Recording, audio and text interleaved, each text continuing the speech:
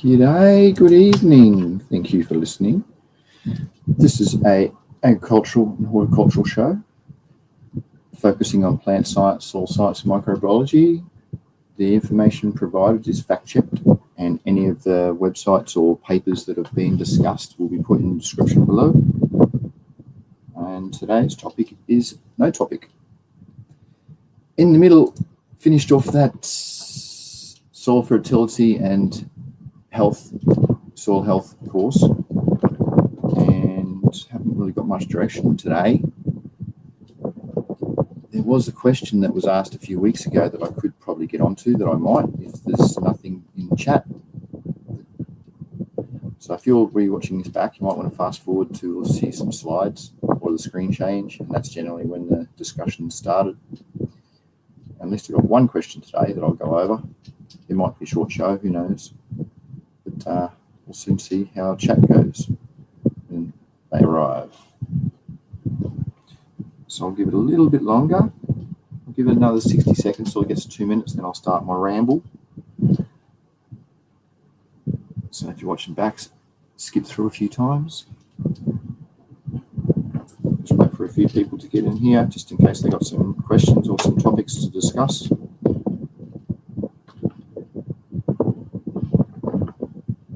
Which would be good. Looking for a bit of direction today.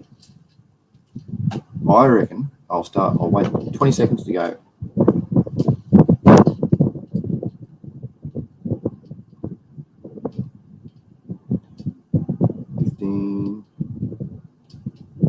Now it's 10.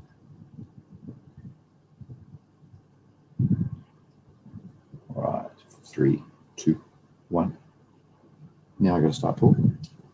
So I reckon that the courses that I've been going through have been quite good.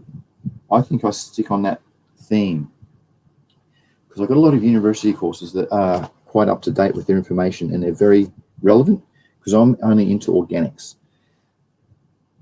So there's a lot of courses out there that teach the mineral fertilizer way and just to go and pollute and destroy the land. But I'm into sustainability, to making it work for you, increasing your microbe community, etc. So I reckon I go through some courses. So I'm not sure what you chat people reckon, but I reckon the courses are pretty good. What do you think? Mainly mushrooms. Mainly now. That's all right. There you go, mate. Nice to see you. Yeah, I was thinking about going through some more courses. So I reckon the organic farming one is quite relevant because all the other ones, they're really technical and they focus on topics, where the organic farming one is very broad. And it goes through different techniques and different organic practices that you can try to remedy and to grow, remedy problems and to grow. So it's quite good. What do you think?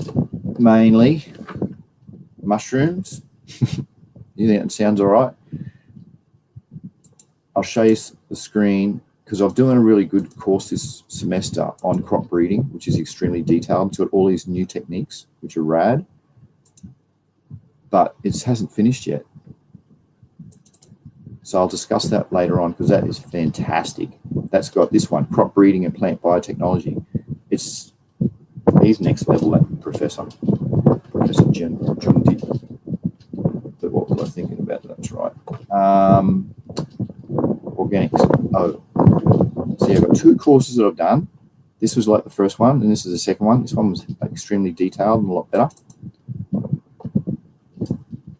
It's not into the weeks. Fair income. But you can see some of the topics here. There's a book on it. Organic farming and its concepts, and it breaks it down. Vermicompost, pest and disease management for organic farming, different types of pest and disease management, nutritional management, legumes, which is very important for your green manure, organic meat. So it's pretty good. Just an all-round organic, full-on way to farm. or to hobby farm, or to grow even. If you've got one garlic bed, one growing bed. Yeah, that's what I reckon. What have I got? But yeah, that's a suggestion that I got. Hey, mainly says, I started growing in 95. I grow more mushrooms now than, yes. Yeah, I gathered that. That's what you said a while ago, mate. That's the go. Mycelium has helped me understand plants. Very good. Mycelium. Well, what was actually, that was my latest microbial technology course. No, what was it called? Microbial. They're going on about a fair bit of fungi in that. I'm doing another one this semester, second microbial one called food tech. What's it called? Food technology? No, it's not to do with food technology. It's called Food Microbiology for Safe and Sustainable Food Systems. And that goes into a bit of production of fungi. But it just sort of touches on it a bit. It goes into the family and the different types of the beneficial ones and stuff. But, yes. So what do you think? There's a few people listening now. I reckon next week I'll talk about that. This week I have got one question that I can go through. It's from 14 Jeffro. It says, what's the effects of too much light? Can be, but that's indoor. I found the plant threw out purple stems to the leaf as I decreased the light intensity and the purpling went away. So I had one layer of purple stems. Then the stems and leaves tell the story. To be able to read a plant before it gets further away with deficiencies regarding the plants. Water uptake, water intake at different stages. It's hard to learn if your hands aren't on experience. So to get it wrong, yes, it goes through a long. So here's to healthy curing. Avoid no molds is a good way for bio fungicide. So you can spray some beneficials on.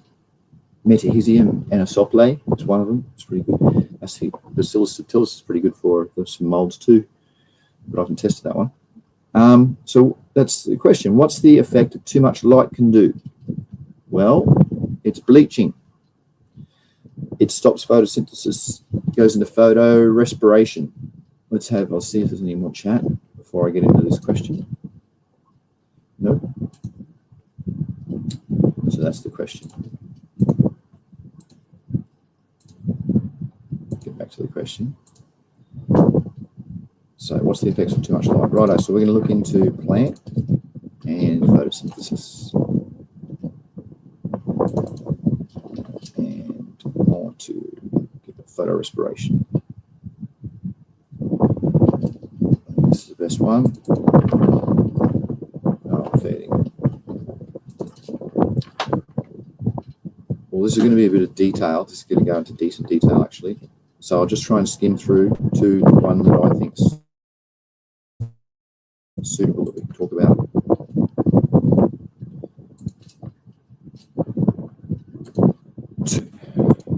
Too much light over excites it and it doesn't function properly. It's a way that the plant survives under too much light. So it goes into that bifunctional nature of producing rubisco, which is an enzyme that works in two cycles, oxygen and non-oxygen cycles, and it protects the plant.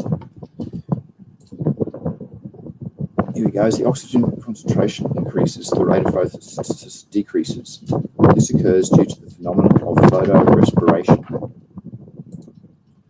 So greater inhibition of photosynthesis by oxygen was observed at the time when the light levels are saturating and CO2 levels are low. Even the normal ambient concentrations of oxygen at 21% and 20.9 in itself are sufficient to slow down the rate of photosynthesis. Do you know, this is pretty fascinating, that this is an experiment that in low oxygen of 2%, it doubled the rate of photosynthesis. That's double. That's a phenomenally large, not 10%. That's times, 2. That's really, really high. Definitive evidence. No. There's some more evidence. Curiosity. This post-illumination burst become more intense if the oxygen concentration in the atmosphere was higher.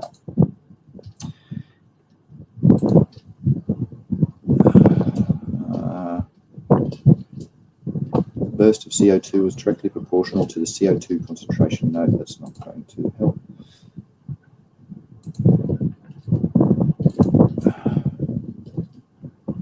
Photorespiration occurs in plants with relatively high CO2 compensation point, 50 ppm or more, 50 ppm or more, like C3 plants. 50. Well, the outside's 400. So that should be a little arrow above outside.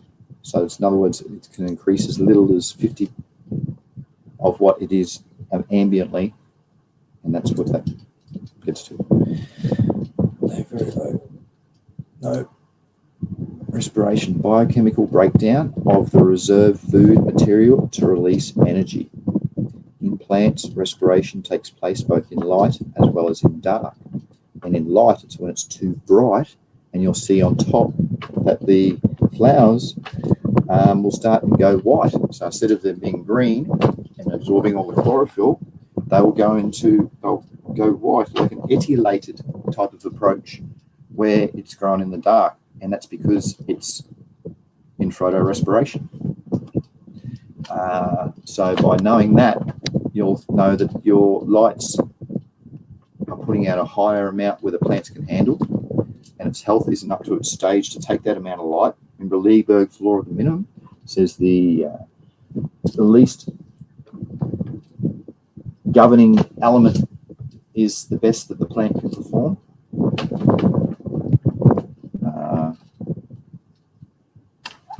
Don't know where I was going with that one. I'll keep going. Photorespiration, uptake of oxygen and the release of carbon dioxide in the presence of light without any ATP production or energy production. Conditions of photorespiration, light intensity. So that's the one that Jeffro's talking about, because it's too high. So he's found that out of light intensity. Well, it can be temperature too, if it goes too hot, above 37 Celsius. Remember, you were talking about canopy temperature, not room temperature. So you're going to measure it where the top of the green leaf material is sitting under the light to get the actual temperature that they're sustained, that they're under, because their stress will come in outside of these temperatures. Or a high oxygen concentration or a low CO2 concentration are other the 4 things for conditions of photorespiration. Why respiration?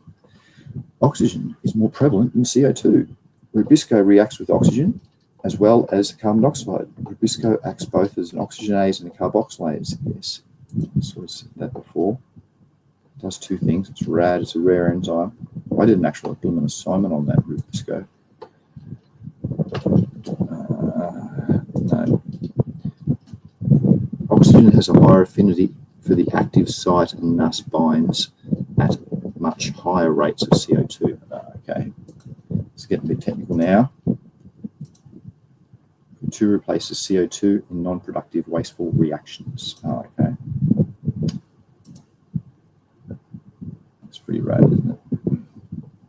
How it goes through, the Rubisco goes through all its different processes, chemical exchanges and processes it goes through to get to its end result. So cool. 3 organelles involved. Chloroplast. We're still into photorespiration? Yep. The 3 organelles. I don't want to go into that. It's pretty detailed. Mechanisms of photorespiration in the chloroplast. plant must get rid of these toxic metabolites to use phosphoglycate. Immediately, the phosphate group is removed to form glycolic acid. Chloroplast. That's right. He said about his stem going purple. That's from my experience. A phosphorus thing. Glycolic acid in oxysomes. Mitochondria.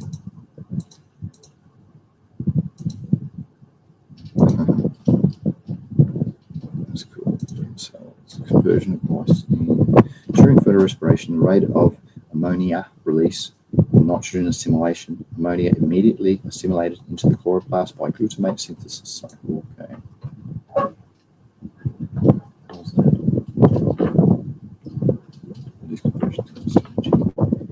Is photorespiration entirely wasteful?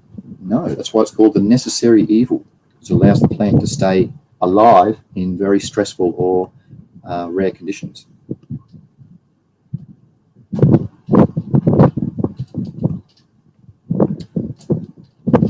So we covered it.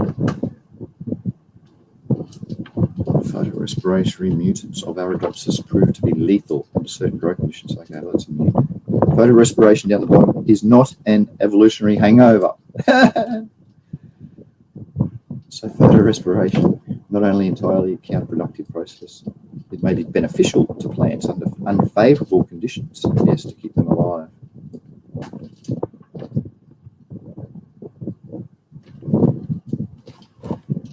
Your plant too that you're talking about, Jeff Rose, is a C3 plant, not C4.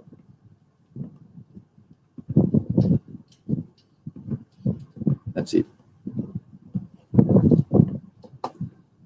So that was one. Stop sharing just in case he might have arrived and wants to ask a question, or someone else has. Oh no, it's Monty. Hey Monty, how you going, mate?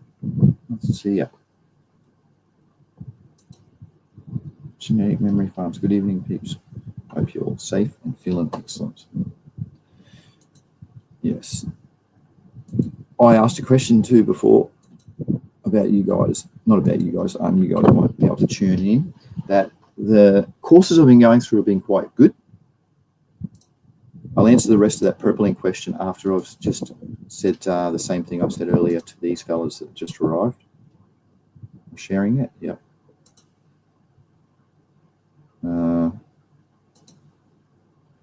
I've liked the courses going through, so I reckon the next course I go through is organic farming for sustainable agricultural production.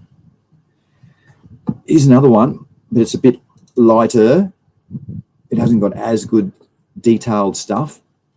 And this one's a hell of a lot better. It's very on point. I've got some extremely good suggestions that I'll pull out as well. So that's what I reckon I should do in the next few weeks. Go through that. Maybe it might take 3 weeks. Look at the slides. Not too many, maybe only 100 or so. There's some good relevant topics. And if you learn one thing out of it, I always say that's a good course. If I learn one thing, like just even the legumes, on how to work them into your grow cycle. Holy mackerel, you've got free fertilizer forever. Legumes, especially if they go to seed. Just stuff like that. So, yeah, what do you reckon? These people in chat who are listening, do you think that's a good idea? Next week we'll go into the organic farming for sustainable agriculture course and do that for the next few weeks. That's what I'd like to do anyway, because I'm out of really questions. I know GMF asked one a while ago, and I'm answering Aussie Jeff Rose. So the last bit of Aussie Jeff Rose is, I found that the plant threw out purple stems to the leaf. As I decreased the light intensity, the purpling went away. So that's saying that under the intense light, that it's the plant is using more phosphorus, and it's showing out a phosphorus deficiency in the stems.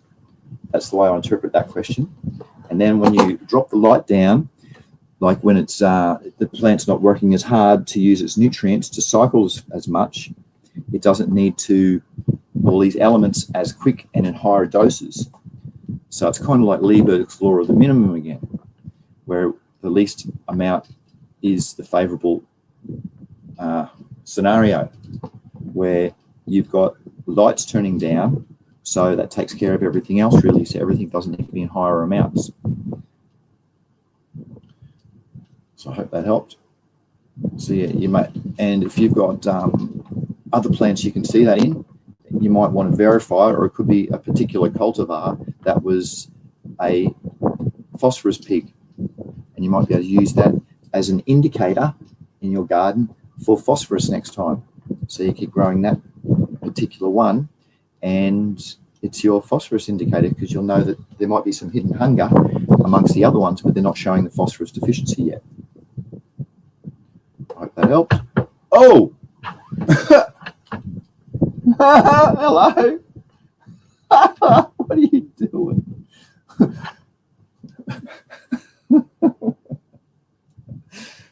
Gee, it's good to have pets. Far out. All right, that's I've done for that one. And then GMF did say one down below. Show idea: keeping your seed sprout wet, but not so wet they damp off. Any thoughts about how to prevent over-watering sprouts? Yes. So he goes on to say, I have used bottom watering, just pouring water into a flat and settling soil, flattened with 18 cells of seeds. Yeah, I don't like doing it that way because they dry out too fast. I have used a fine mist for the top water, but I've never seen or had it explained why or how to hit the sweet spot of moisture, but not too wet other than by eye. That's a rad question. Go back. So that's the next one I'm going to be getting into. Yeah, rad question. No one said anything in the chat so far. Righto, I'll get back to that one. That's the last question for today. And then I'll think next week we'll be doing the organic farming practices. So rad, that organic farming practices. What's the question again? Any thoughts on how to prevent overwatering sprouts? Yes. Well, micro irrigation engineering course slides would be nice. So I'll go into them. I'll explain first generally any thoughts on how to prevent overwatering sprouts. Well, it's like you said, it's the moisture. So if you've got a drier environment, you're heading into the back of top of summer and it's really dry, put plastic bags around your sprouts. So I get the ones from the food shops, and they're brand new, so they haven't had any microbes in them. Or you can just, my ones I reuse, I spray it with some metho, some isopropylene, and then seal the bag up, and that would hopefully kill a lot of the bad ones. And then I can reuse them. But if I'm doing culturing, for instance, I might use brand new bags where there's a chance that the ones I've reused has spores that are going to regerminate when I put it under the high humidity conditions, which will be in. So in the bags works good. And spray bottle, you can only do it so many times and it just keeps drying out. That's why you need that environment. That's so bag it or put it into a tote, get a big clear tote and use that. And then put your seedlings in the bottom of the tote. And then that's an easier way. Then you can put maybe in the corners of it some ice cream pails or the gallon milk of water. So leave that in the corner to get the humidity good. And of course you'll need a humidity gauge and thermometer, so your hydrometers. So whack one of them in, and every time you look in, you'll know what's going on. So you'll think, next time, oh, geez, they've all died, for instance, but the humidity was high.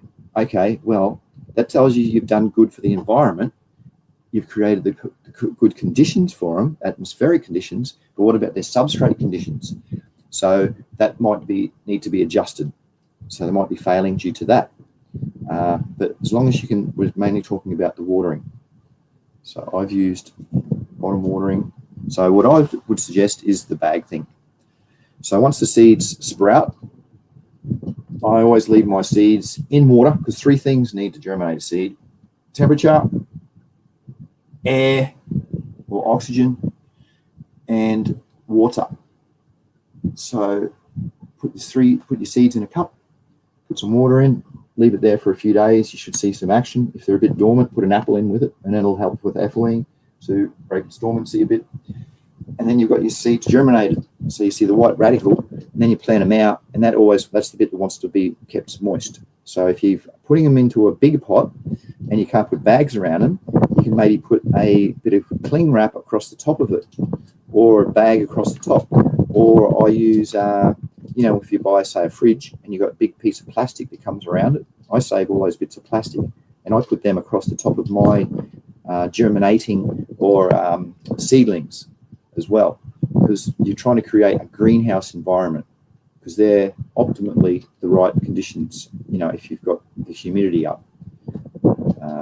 So that's what I try to do, create greenhouse environments for them. Let's go and have a look at some slides. Actually, I'll stop there before we have a look at some slides. 420 Fred, how you going, mate? We're going to look at some slides of micro irrigation engineering, see if that's got anything.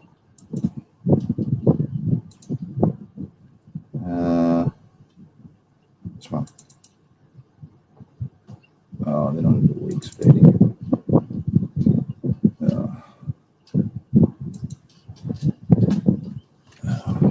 This went heavily into detail with heaps of maths and stuff too, but there's some really good things about your field capacity and permanent wilting point. So it's really permanent wilting point is when it's wilts, so you can't go below that. You want to learn that, and field capacity is the maximum that the plant can hold before it's saturated and it starts dripping over.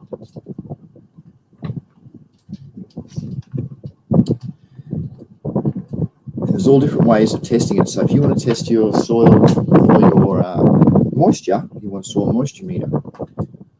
It's for your leaves. Moisture pressure. Well, I have to remember to stay focused here. We're talking about watering conditions. Yeah, look at that. So you can work out your soil water balance if you want. Genetic memory farms through this maths equation. Just drop them in.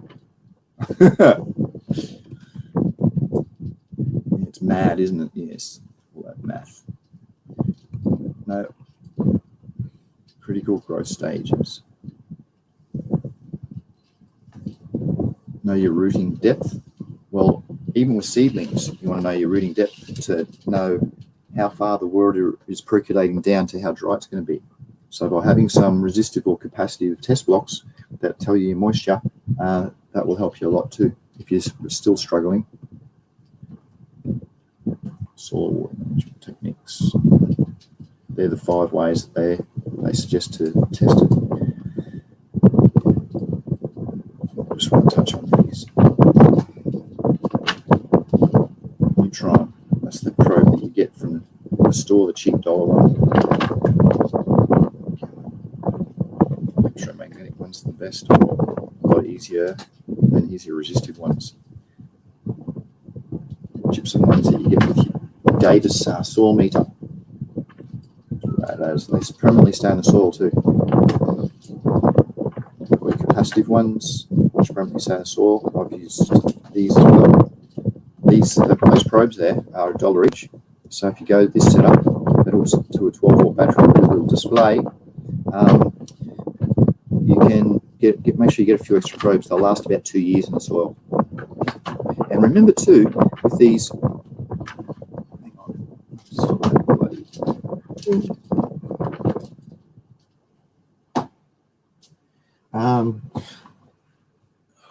remember with the probes. Oh, that's right. Where they sit in their substrate. They're only used as a guide. So because they measure the amount of moisture around their probe. So if you've got a lot of aeration around your probe, it's going to measure a little bit light. And if you've got no aeration around it, it might measure a little bit heavier, wetter.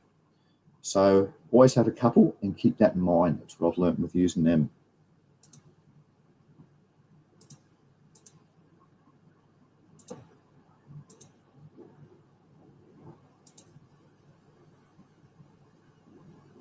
Yeah, the xylem sap.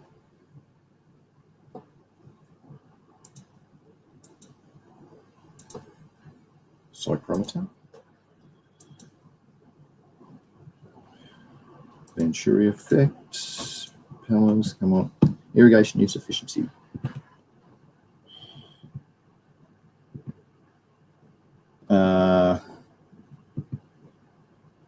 Classification of irrigation water lifts. Oh my goodness. Tolerances. Oh wow. That's pretty cool. You can develop tolerance for water or drought proofing by using abscisic acid, one of the plant hormones, or vinegar puts out a bit of abscisic acid, so you can use that in low amounts because it'll kill plants usually in higher amounts. But you can do that to manipulate its drought water capacity, make it more drought tolerant to any plant. Look at these. Because I study in India, they teach us all of the poor man's way, and then they teach you the USA way, the way that if you've got top dollar, you can go and just buy a machine to do it. And these are different ways to lift water from back in the day. How rad. Actually, it's off topic a fair bit. Look, a basket or a plunge made of cork and just wind it. It's amazing, isn't it? A don or a counterpoise. It gets into the sort of modern stuff. I'm not sure if I can any more suggestions to answering a question, genetic memory farms. Look at that. It'd be good to have money. Go and buy all this stuff, test all the stuff. Anyway, water quality is so important. I think that's about it. This is just going to get a bit off topic.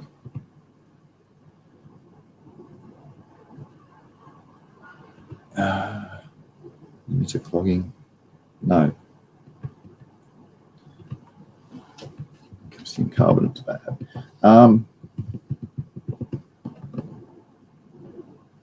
It's pretty cool, big farm layout. Irrigation system. This was pretty good. It just shows the wetting pattern actually. That's what I'm not getting into. All right, that's it. I think I've answered that question without rambling on. There's Raptor. There you go, Raptor.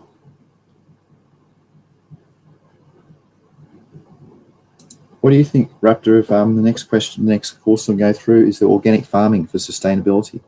I'll go through that over the next few weeks. Because I can't think of anything else to do that's agriculturally or horticulturally focused. And my latest courses are blooming awesome, but they're not finished yet, so there's no point in sort of going through them. Actually, could probably do a course, a whole. This week's microbiology biotechnology stuff is on agriculture microbes, and I'm really, really looking forward to doing them. Look at the. Can I show you? Let me have a look, see if I can show you. Those lectures. I suppose. Hang on, share screen again. So I'll be going through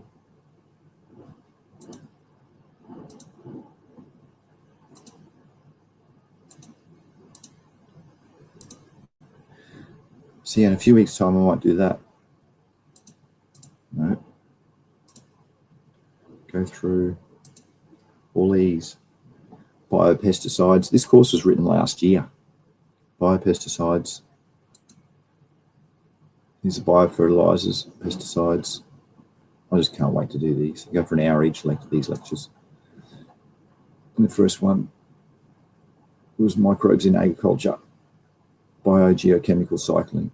Oh, microbes is better for, oh, how blooming rad.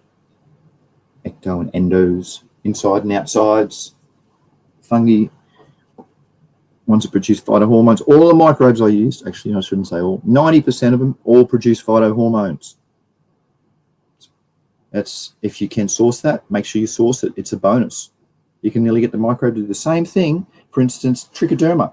There's one variety that doesn't have it and two varieties that do have it, but they all do the same outcome. You know, I'm not talking about microbes. I'm getting excited already. But yeah, hang on, we've got a good to be above ground. Raptor says, I like it. Great topic with gardening season coming up in the north soon and organic. Yeah, I thought I'd change the title because I want to get away from my old title that I was into. I want to do more the organic plant science stuff, soil science, microbiology, and attract different people that are interested in that, as well as the other. But the other thing we're talking about is one plant. It was I'd like to talk about all the plants because they all do the same. From all my studies, all these plants react the same with resistances, with all the epigenetics, the way you can transfer points, genes across. They're all plants. So that's what I thought. What do you think of the new title too, Raptor? Do you reckon it's good? Genetic Memory Farm says, Aussie, if you're looking for topics, I'm looking at greenhouse construction in cold climates. That could be a few episodes discussing frost lines, air, water temp, and volume of geothermal heat. Holy mackerel. Yeah. I got a greenhouse to construct as well. I bought one and I've got to put it up. And I thought this would be easy, just whack it up. No. Exactly what Genetic Memory Farms has said. You need a good foundation to start with so it doesn't come down. Then you need to consider your air cycling and your temperatures. So there's a lot more to it. Then you've got to get power and water to your greenhouse. Then you've got to make sure it's structurally sound to evacuate the air if you haven't got any vents on yours. There's heaps of different things to get into it. That'd be good, actually. Well, why don't I just touch on that now? What else is said? Some agricultural engineering. My overall title is agricultural engineering. There's all the little courses that I do under that title. All those ones that I showed you. Genetic Memory Farms. I really want to build a greenhouse to produce food in cold months. Oh yeah, mate. Well, that's different. You got to fiddle with the light patterns because remember, for instance, brassicas are I can't remember if it's a long day or short day, but you got to fiddle with that pattern as well. So it's pretty cool. And that can, like my greenhouse, I built it in the bit with a shade, so all year round I can go and produce brassicas. I can flower out cauliflower and all those types of things, for instance. Greenhouse construction is an extensive topic. Yes, it is. All right, well, how about next week I'll get into the organic organic farming for agricultural production. Do that. And this week I'll continue with a few questions. You got any more questions? Cool people in chat, please whack them in. Or cool people listening. Oh yeah, mate. I just finished making all seed for this season of, not all. I did Brussels sprout, cauliflower, and broccoli in the brassicas. I made seed for that. So I've got many thousands of seed for next season to plant out and let it happen again. And because of this crop breeding course I'm doing, there's different ways you can. Did you know that you can? What's it called? Where you can increase the parent's performance by reverse breeding. That's pretty cool.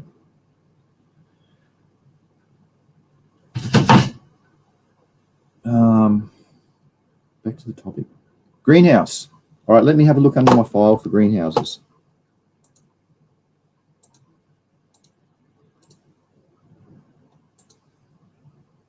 Greenhouse. This might be a bit personal.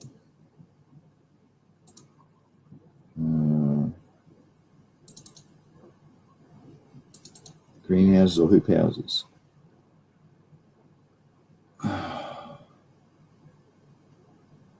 I got heaps of them.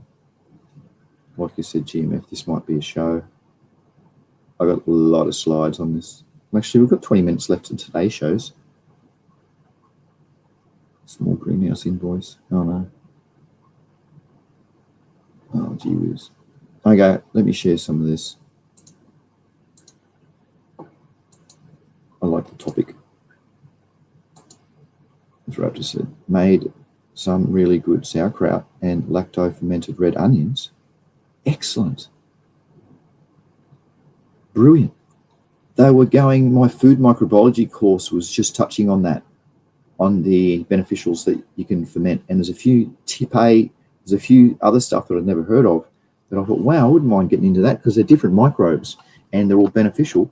And yeah, good work. Wrapped up.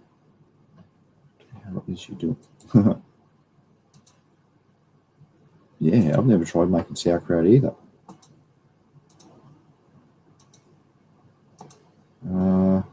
Greenhouse stuff. All right. No. This is, look at all the slides here for greenhouses.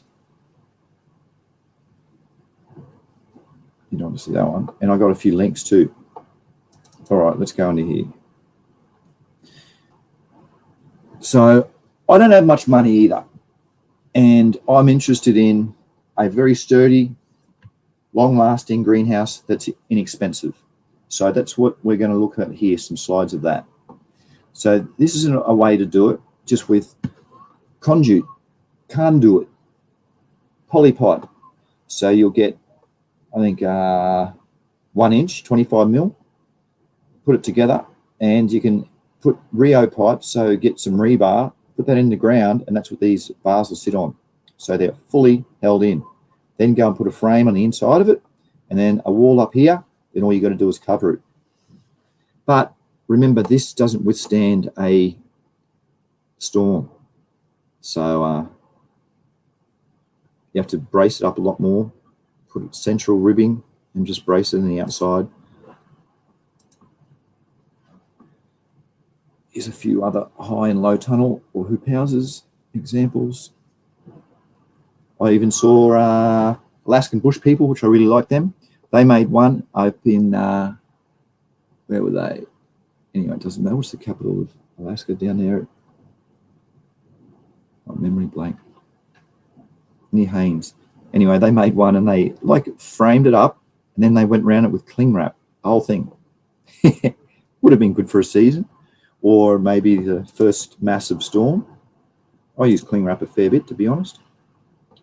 See this hoop house here? Bad example. First storm, it's down. So if you're going to do it, brace it up. That might be a good frame, first fix. Then you go in, you've got to frame it out. But make sure it's braced really, really well. Here's some nicer examples. Because the cloth, the outside covering is the most expensive I've found. And if you go and source some, you can get replacements for different ones. Go and buy one and then make yours to that size. See, look how rad that is. You want ones that roll up, rolls up at the bottom, either side, rather than having vents at the top, which is just going to break down the track. I like the roll up sides. It's what I was leaning towards as well.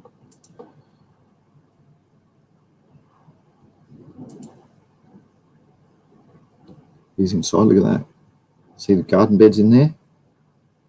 See, that's not braced, that's got top mid-rib brace and sides. Oh, and at waist high. So there you go. That's probably a better one. So if it's going to be sheltered a bit, you can build it like that. If it's an open field, you want to nearly build it out of steel. See that one there? There's the bit of rebar. Just slide them over. How cool is that? They put cable ties. Cable ties aren't going to last forever. I would use stainless steel wire and get a roll. I've got rolls of wire that I use and it's stainless steel so it won't rust. Because those cable ties are only as good as the UV that's going to absorb into them and they might break and you don't want it breaking when in the middle of a storm.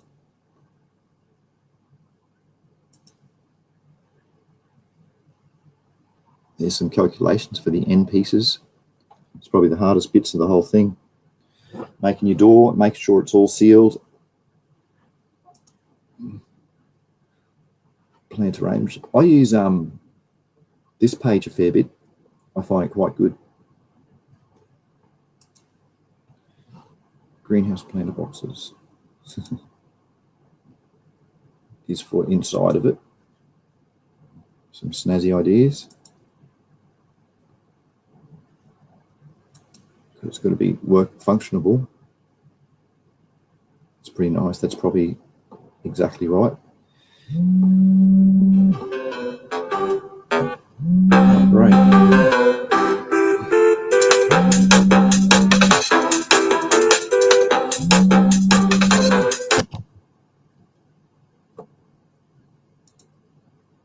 Sorry about that. Just other indoor ideas. You're looking outside. This one's framed nicely.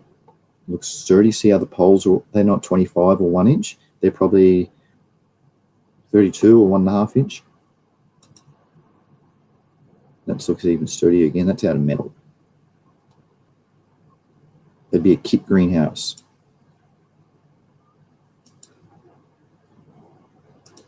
Look at that little one. There's a blooming shed.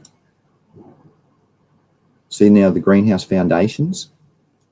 There's a few different options because you can't just go and put it in the dirt like this and it's going to stay on the ground. It will roll over. It'll blow in wind. So there's a few ideas for that because that's what I struggled with. Because I build things once. I'm a tradesman, electrician. I only do jobs one time and then they last for their duration.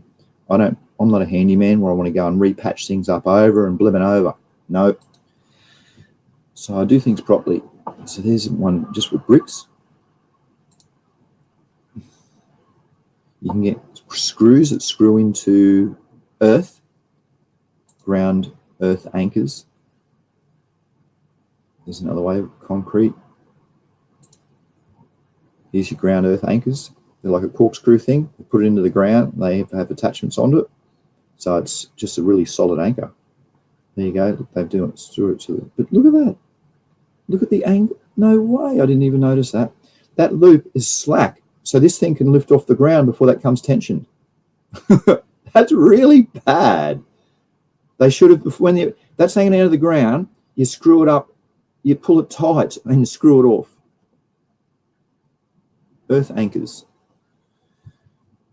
Not cheap. You have to look around. You get some plastic ones too. But see, theoretically, all of that is, this one, there's different types. One, this is a corkscrew one.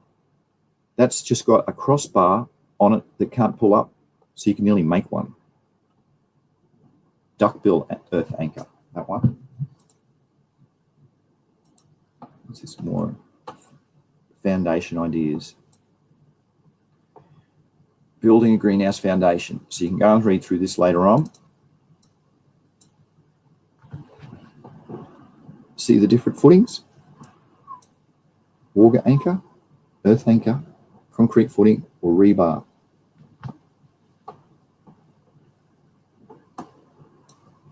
Concrete foundation. Concrete slab foundation, concrete wall foundation. There you go. See what questions, Scott.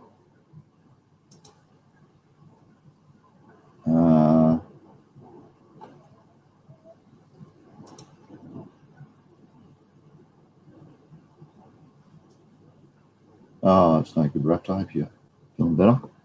You got over whatever was wrong. Yeah.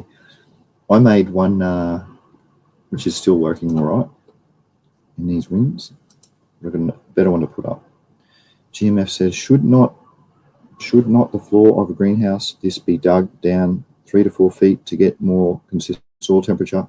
I have also seen empty tubing running through adjacent ground to maintain air temps. Yes, the air temp is good if you've got big temperature fluctuations, like they do that in Alaska and the Yukon and that up north, because you'll always get stable air temperatures going through, because remember, beneath the 1 foot permafrost barrier, it's air stability. So And also in the hot environments, I remember them doing the same thing, like in Cooper Pedy down in South Australia. There's areas where you can do that into the ground, and it's going to pull always, what's Australia, 25C, New Zealand's 20C, I think, something like those temperatures out of the earth permanently.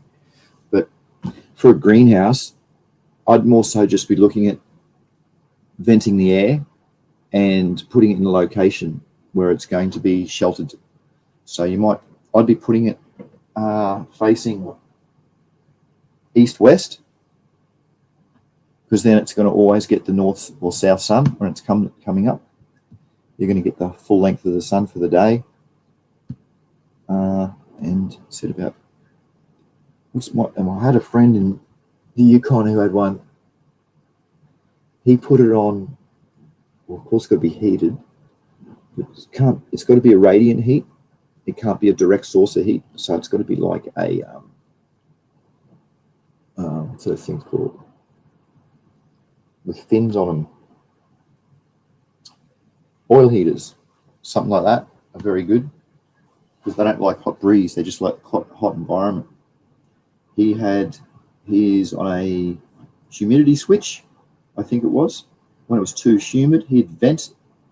He'd have a fan come on, a little door opened to vent it up the top, and that was for summer as well. And then a lot of heating. And if you're growing cold, you might want, like you said, put it into the ground a bit for a bit of thermal protection. Because if you get a lot of snow, that's, snow's an insulating layer, but it'll be cold then. So consider that location, where in winter you've gone and looked at the sun's rays to see what trees and things are shadowing it, so you know how low it gets on the horizon. And in summer you would have done the same thing to know what your positions are, because you don't want to put it in the wrong position. There's nothing worse than having to move a massive big object because it's in the wrong area and not getting sun, or it's getting blocked by a tree, 100-year-old tree that you can't tear down. I'll keep reading. But yeah, putting it into the earth, they just put ducting in, bury the ducting, and then put a fan on it. So there's an inlet and an outlet. And have the temperature go through the earth, the temperature, and then returns at a lower temperature or higher temperature sometimes. Depends where you are. Hope that helped that one, GMF. Look up Russ Finch. He built year-round greenhouses in Nebraska, retired postal employee. Yes. That's, well, if you really, it's a lot of heating to do. You can easily do it, but it's just, you got to heat it. And it's about the cost factor for your vegetables. Like for instance, me, I can't go and heat mine too much and spend money on heating, because it's only going to be feeding me. Where if I was feeding more people or making seed production or something like that, I might invest into it because it might be getting a return. Or you can do it the poor man's way and use a wood fire, but you have to be stoking the fire and have returns and stuff like that. Because I've thought about one for my greenhouse, putting a wood fire in, but I have to always keep it lit, and fire hazard, another thing. Yeah, it can be done that way. Do you want me to look up Russ Finch when we go through his stuff, though? Would you like me to do that? Genetic memory farms? It's doing better, yes. Raptor suggests Wallapini greenhouse. Might be something pretty good for cold weather environments. Genetic memory farm says, could you use your water to bank heat? Yes, you can. Let water containers warm up with sunlight, then radiate temperature through the night. Yeah, but that needs a big heating vessel.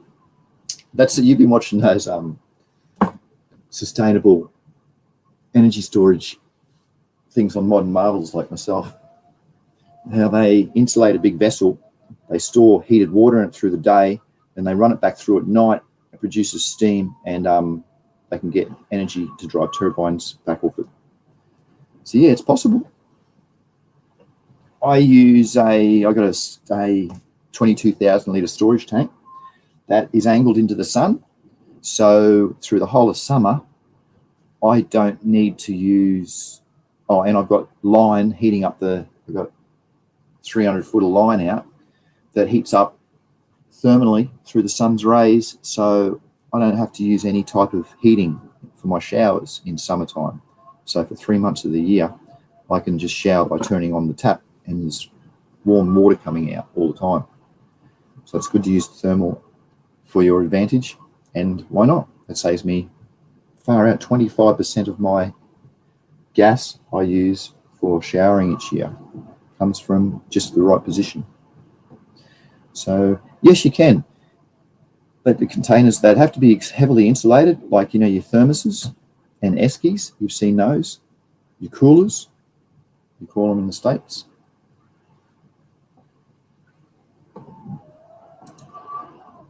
Raptor says Russ basically made a Wallapini with geothermal heating and cooling. Only thing that was electric was the fan for the underground tubes. Oh wow, that's rad. And GMF says, I just mentioned Russ Finch because he did a decent job explaining the use of air tubing to maintain temperatures, i.e. the necessary ratio. Oh, okay. All right, I'll look him up. Russ Finch cooling. Greenhouse in the snow, it says. All right, let's look at that. I'll share the screen. See how this fella does it. It's greenhouse in the snow. On little power, mind you.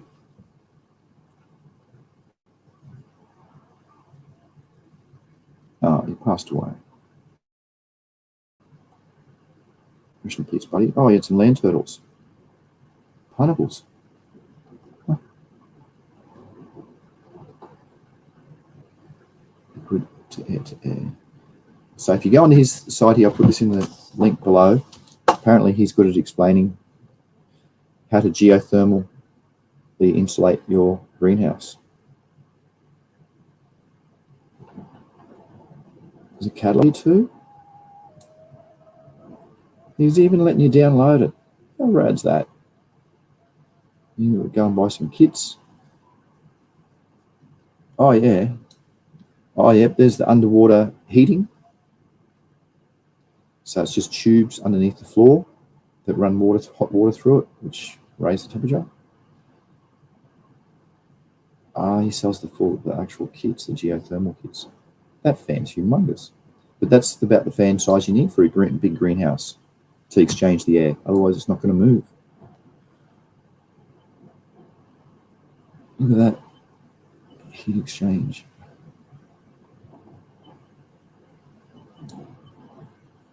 And that side would be the sun. Oh no, so that's the sun side, I'd suggest, to catch the heat. Then this side's just going to pass light through. Possibly.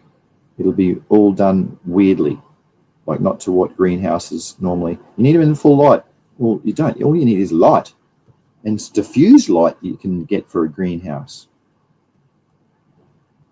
The plants will tell you if it's not good enough. Yeah, that's the sheets. Just clear sheets. That could be, yeah, see, they're UV treated. Got to note that too, if you want that, because the UV is a form of secondary metabolite. But it also, I was reading in my microbiology only a few days ago that UVA affects UVC is a biocide. It kills them. UVA affects their metabolism in the oxygen pathway, so it can stuff some microbes up as well, UVA. So that might be favorable for microbes. Okay, and all the merch. Yeah, rad. That was a good suggestion. Thank you. Greenhouse in the snow, 100% geothermal. Look at that. Yep, so that's the hot wall. That's the wall that wants all the heat. So that's faces the, where is it in the northern hemisphere? The south. That's your south facing wall. This is your east and west. That's where all the light comes in. Brilliant. Yeah, I'd be copying this principle. See the floors, how they're a stone type thing, which absorbs heat more. It's not a loose dirt, which is going to let the heat go out. So he's got two walls here, a floor, and this thing here absorbing heat. So at night, you get through it with the floor. I tell you what, though, when it's really cold, if that hasn't got snow on it, if it's -30 outside, I think you need a wood fire just to pass through. Maybe have the vent at one end and a wood fire at this end and put a few logs. That's how I'd do it. And then you set the vent on a thermostat that you would regulate it at 85 or 90, and then it would come on then. That's what I'd do. That's a fantastic suggestion. Thank you, Raptor and GMF. I should mention Roger Fish. Yeah. Raptor says you can make this even more efficient with a heat pump also attached to a home. Yeah. Yep. So you would suck out the air, make the greenhouse close to where you live, and then with your excess heat inside your house, you could just put one pipe into it and put an inline duct, inline fan, and transfer it.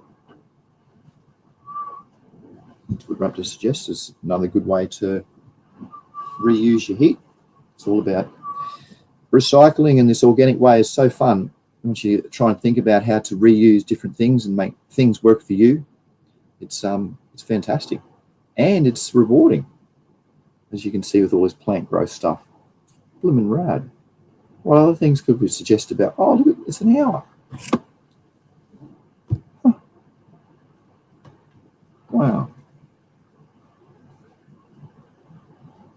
Took an hour.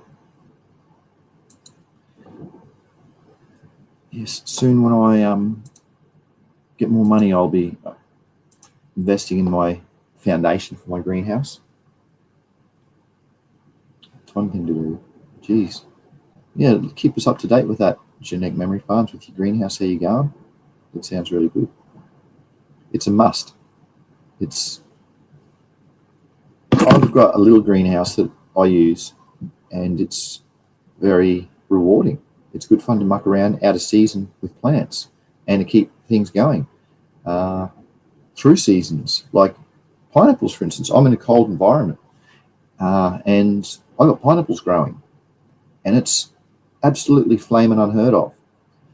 But by plant science and manipulating environments, you can do what you really want. And that's what Genetic Memory Farms is trying to achieve with his greenhouse, and he'll achieve it. That's what Bloomin' Shaw. Raptor says, might as well live in a greenhouse. Yes, I used to do that. It was good for CO2 production, because you have a CO2 meter, and you'd only used to vent when the CO2 got above sort of 2,500, or when I wake up it'd be 3,000. That was quite funny. Yeah, there's nothing wrong with the greenhouse. It's good oxygen. Well, that's that the plants respire through the day. So, yes, good breathing. Your 20.9% oxygen through the air will be clean. Won't have any bad pollutants attached to it, hydrocarbons or anything.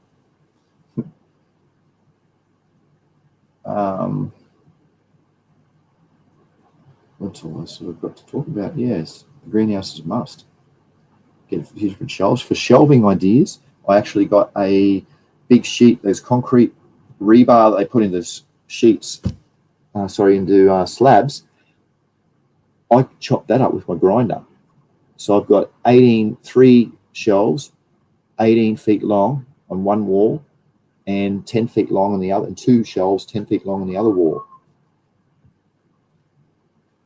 And that's how I've made my shelves with it. It's quite cheap, quite good. I still actually got some chicken wire to put over the top of that, so little pots don't fall through it. GMF says, seems like the most expensive part of greenhouse will be getting an excavator to dig the greenhouse foundation and to dig trenches to run air tubing. And yeah, I have seen a full home built inside a greenhouse. Yep. Well, How big of a greenhouse do you want, mate?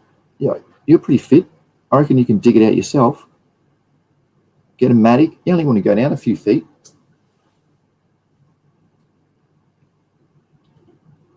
And keeping in mind too that you'll lose out in summertime, or if you've got a really hot environment that you grow in, that would be advantageous to go down deeper. But if it's colder, you might want to not go down as deep to retain all that heat in summer. I know I'm not going to recess my greenhouse. They're both going to be on the ground. Well, one's already on the ground, just hasn't got a roof on it yet.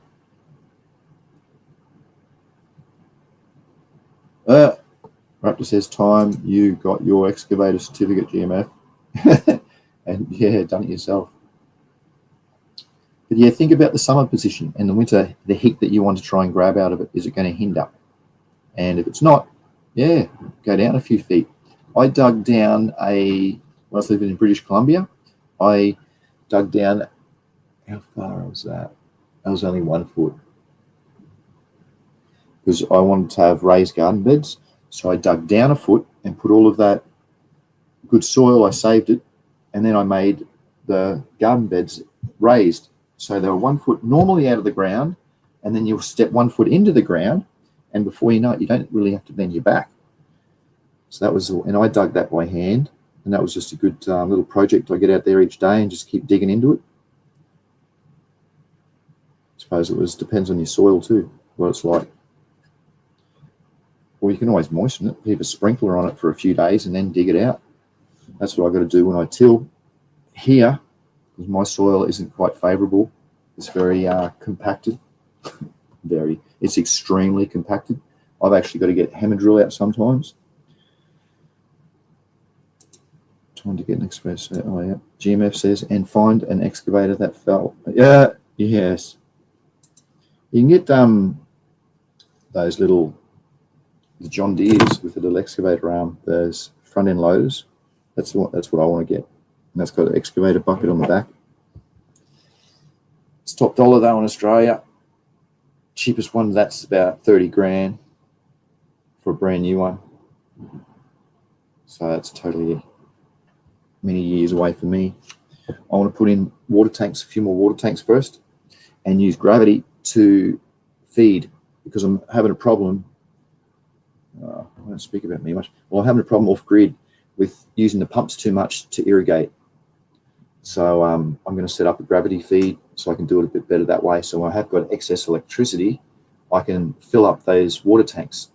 And then when the times are low, electricity, I can just turn on the water tanks and don't need any electricity to irrigate. And use the pressure that comes out of the bottom of it, which is a massive amount of a 22,000 litre tank. That's pretty big. So I get inside to clean them, put a few of them. That's what I'll be saving up for next. Get a couple more of those and put that at a higher elevation, and then it'll be sweet. I won't have to put any pumps onto it. Well, I hope I don't have to put any pumps onto it. It's good fun, this organic farming, where it's all about having no inputs or very little inputs and having maximum outputs. It's very cool. Another way was, I hope you're coming into your summer, you guys in the Northern Hemisphere, so you can start and think about cutting your grass and tipping it into a pile, saving it, putting it into a pile, and then inoculating that pile. And then next time, another 3 weeks' time, for the grass seeds again, you'll go and do the same thing and repeat that over 4 or 5 times, inoculate it, and then by the time you're at the end of summer, you've got this insanely rich, inoculated compost that's all you've done is just mowed the grass. And it has a perfect carbon to nitrogen ratio of 1:24. Sorry, 24:1. Far out. So it's something you can think about too. Organics. Raptor says, gravity irrigation is great. Used it for my old 65-gallon water indoor garden. Yes, nice work, mate. It's pretty big. Oh, 65-gallon. Well, that's 22,000 litres divided by 4. 6,000 gallons. So the 6,000 gallon tanks I have. Yeah. Yeah, it's the go. Why not use it? Genetic Memory Farm says, I live on a few feet of earthworms. And under that is a lot of limestone. Oh, plenty of calcium and drainage, but the excavator is a must. I replaced my sewer line and it took a couple of days to dig. Oh, mate. At least you'd be right for the pH. You'd have good pH earth, but yeah, that's no blooming good. Well, why don't you just dig down to that layer? Go down to your limestone layer and just make that your foundation. Save you a fair bit of money. And even on that, you might be able to run, I know, but when you're doing that geothermal stuff, you need to run hundreds of feet of tubing through the earth. So it is a next level thing. You can always do that later. Leave it, and when you're digging it out, you put an intake and an outtake line and seal it off. So down the track, you can go and dig it up or get it dug up. Because you're coming into summer now, so you won't really need it much in summer, your geothermal. I wouldn't imagine it gets too hot where you are, just as an example. Where it does get hot where you are, but you can use water to add to the environment because it's a dry heat that you get. You don't get a moist heat. I think that's what I'm interpreting from your region. Raptor says, I won a 4x4 raised bed and plan on setting up a 27-gallon reservoir to gravity feed it. Good on you, Raptor. You won it. Good on you. A 4x4 foot raised bed. Nice. Yes, good work. With those beds too, you can get bits of wire, sort of thick wire, bend it, and that can be your frame to put sheets over the top of it. And that will stop in the instances where you might have some neighbours that are spraying glyphosate or Roundup, or you could have rain problems or plague problems of different grasshoppers, for instance. And so in emergency times, if you've got that little rail thing, that little hoop bit made out of metal that's around your placed around your in your raised garden beds, you can just quickly put plastic on it and clip it on with clothes pegs. Clip, clip, clip, done. Just a suggestion when you're making them.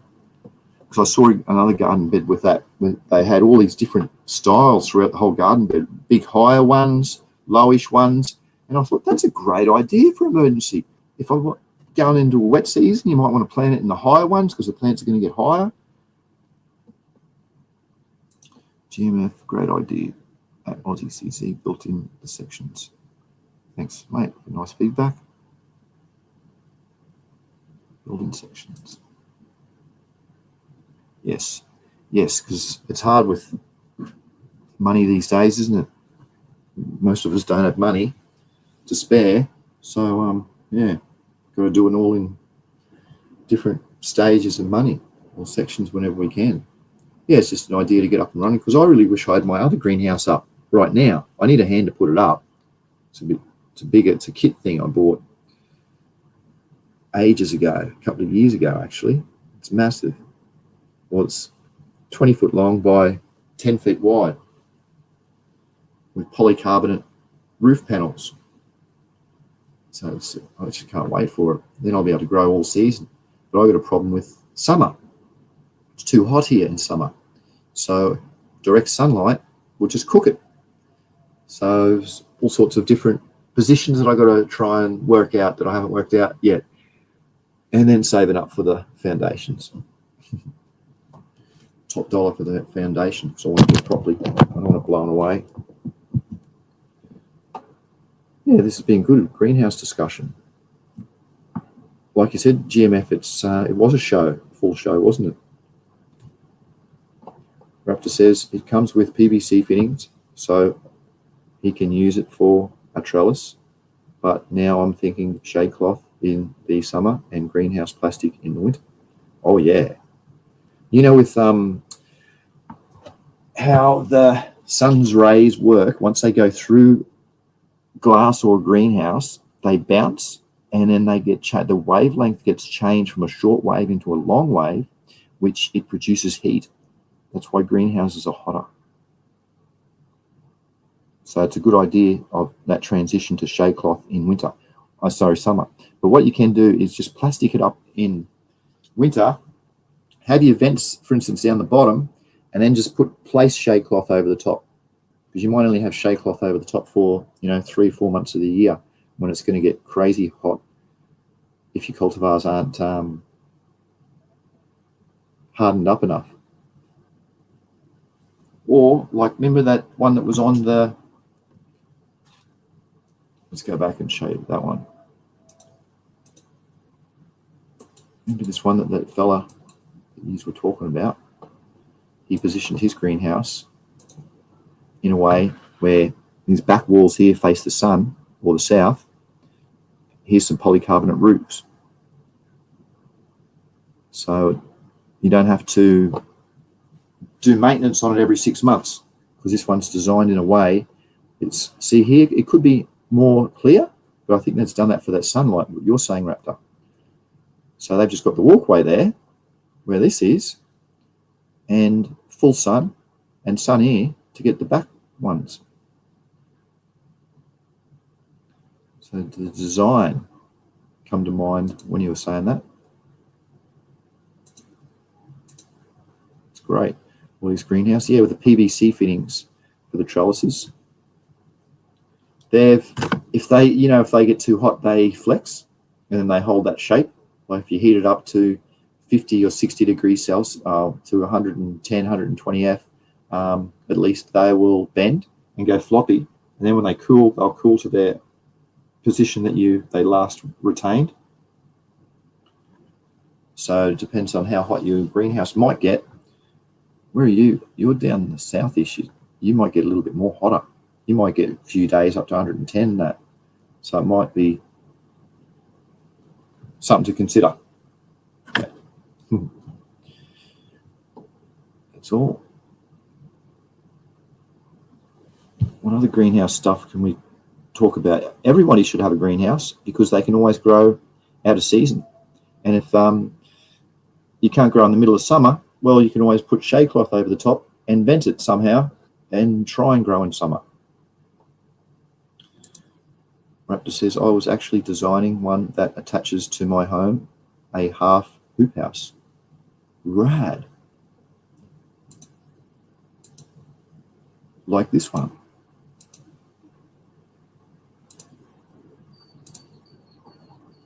Like this one, because your house would be here. You're going to do it like a lean-to, but this is a half hoop house. So your house would be back here. Yeah, for sure. And then you nearly just have a vent through the wall to grab your heat. That's pretty rad. I like that idea.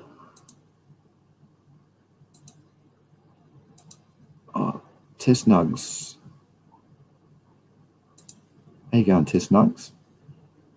Be safe with your heaters and electricity. Tommy Trichome's greenhouse burnt down last night. Oh, gosh. Well said, mate. Yes, that's no good. Yes, safety is, I'm an electrician, safety is of the utmost.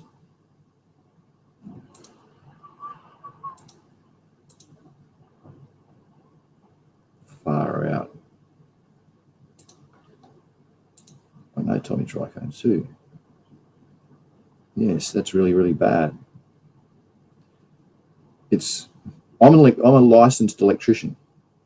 So if there's any type of questions related to that, I'm qualified to answer them. Raptor says, less material and use thermal insulation for the building. Yeah. Hope you're safe. Yeah, see the thermal insulation as an example for this one.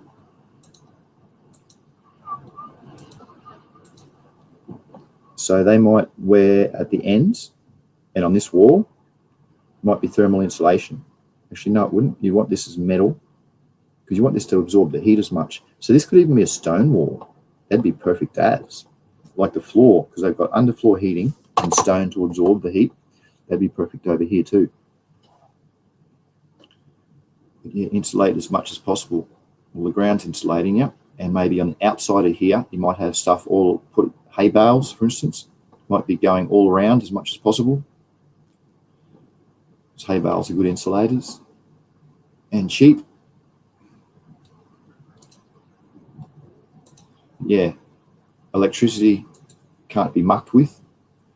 I'll be happy to answer questions and tell you how to properly do it and test your ground fault interrupters, your GFI circuits, everything. All your outlets must be put on one of them. And then you can get a ground, if you're wiring up your stuff yourself, which you shouldn't, you should always have testers and test it. You can get a GFI tester where you plug into your outlets and you just wind it up, and it'll trip your GFI at a certain milliamps, proving that your outlet is protected. So yeah, that's how we test the ground fault interrupters. You put a certain amount of current milliamps through it, and it clicks. As long as it clicks under 30 milliamps, you know it's going to save someone's life. If it clicks at 35, you just replace it, because that's not what they should do. And then you can overload circuits too. If the wiring actually on. Let me know if you want me to elaborate with the electrical safety, because there's only one way to do it, and it's the right way.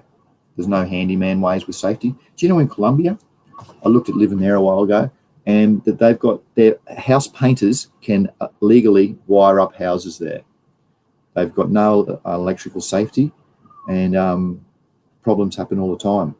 But we're in the first world countries, and we don't. Our infrastructure is set up so we don't have to put up with that. So as long as it's wired correctly, everything should be safe. And in Canada, they were saying about the because you could have legally they'd raid you and have a look to see if you've got your appliances are certified. So if you've got your cheap Chinese stuff with no certification on it, they'd confiscate it. Because of that reason, there's a high chance of a fire can happen from arcing. Tess Nugget says, yes, fire department got it out. Tommy is a good guy. Yes, he is. That's no good about his setup. No. Blimmins. Yeah. So it's all easy to just to do it and to get it handyman, get it going. But is it safe, and is it going to last a distance? Do a tradesman-like job. And if not, I'm here to help you to the degree I can with electrical. Well, I can with electrical, and without certifying it and looking at it, it's best to go overboard. Cable size, all that sort of stuff. You use different cables in Australia. In Australia, we don't have. I won't go on about the electrical side of it. But what a good test, Nugs, was good for you to come in and say that, mate, because we were talking about the greenhouse, and that was a good way to really to sum it all up. How about greenhouse safety? Old mate's burnt down. Now, what can he do? He's got to dispose of all that stuff and then try and save up to buy it and rebuild it, or just do it right the first time. So yeah, any electrical questions ever? Always ask. You can always ask me here, being a licensed electrician. That's about it for the show, I think. I think, what is next week? I'll go through the organic farming certification. Oh, it's actually, I think it was this. I'll show you. That was the name of it. I just went through the organic certification process in Australia. Oh, that's not it.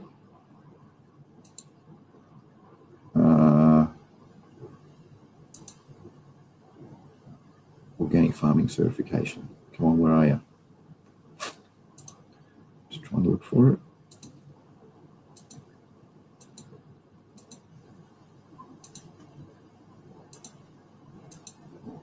Here it is. Organic farming for sustainable agricultural production. Oh, yeah, that's right. The previous course was the agricultural certification course, which wasn't as good. So yeah, this is the course that I'd like to go through next week and for the next few weeks, organic farming. So you can have some good ideas on how to go about your protecting of the earth whilst using the earth. These are all the different topics. So yeah, organic standard or certification process. Oh wow, okay. Antioxidant capacity of fruits. There's so much benefits to growing organically, not just for the earth, but for us as humans. We'll go through all that next week. ORAC. So yeah, I hope that you can join me for that. That's what I'm going to have. Raptor says he has his certification in urban farming. Oh, well done. Well done, Raptor. I'm sure you'll have a lot more certificates as the years go with the way that you go. Holy mackerel. If anybody wants to learn off someone, you're a good, you're only young too. Couldn't imagine when you're blooming my age, the knowledge you'll have. Keep up your good work, you and everybody else. So yeah, next week we'll go through that. Sounds good. And then we can save these questions up and save the questions up, and then we'll do it like today. That was good. Raptor says they just pile on.